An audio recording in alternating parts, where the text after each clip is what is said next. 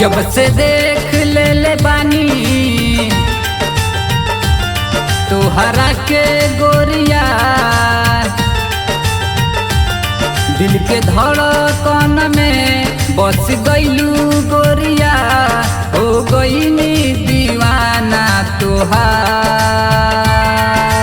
तोहरे से हो गईल प्यार, तोहरे से हो गईल प्यार, तोहरे से हो गईल प्यार, तोहरे से हो गईल प्यार। जब से देख लगानी तोहरा के राजा, दिल के धड़कन में बस गईल राजा, हो गईनी दीवानी तोहरे से हो गईल प्यार, तोहरे से हो गईल प्यार, तोहरे से हो गईल प्यार, तोहरे से हो गईल प्यार।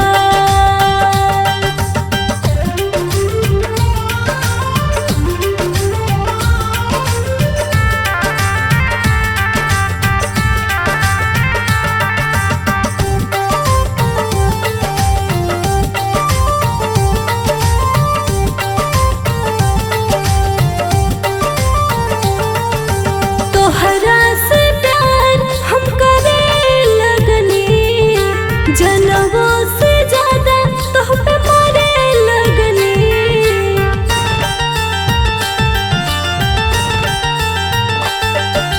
तोहरा से प्यार हम करे लगनी, जनवों से ज्यादा तो पे मोरे लगनी। तू बस गईला हमरा दिल में, हम बस गईनी तोहरा दिल में, एक दूसरे पे मरे लगनिया, तोहरे से हो गईल प्यार,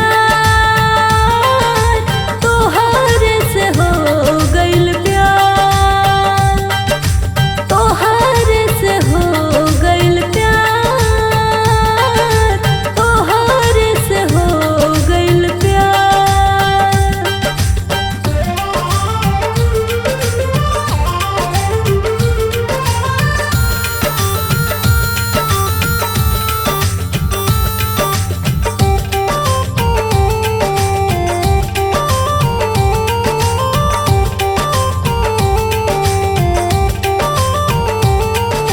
राइटर बबलू तोह से कहत बा, हरेंद्र दीवाना प्यार करत बा।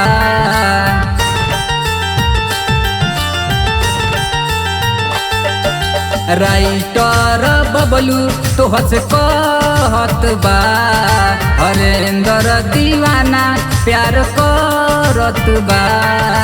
जी से कहतनी एक दूजे की कहानी, तोह से शादी करे बनी प्यार के कहानी, दिल से जुदा ना होके देहा।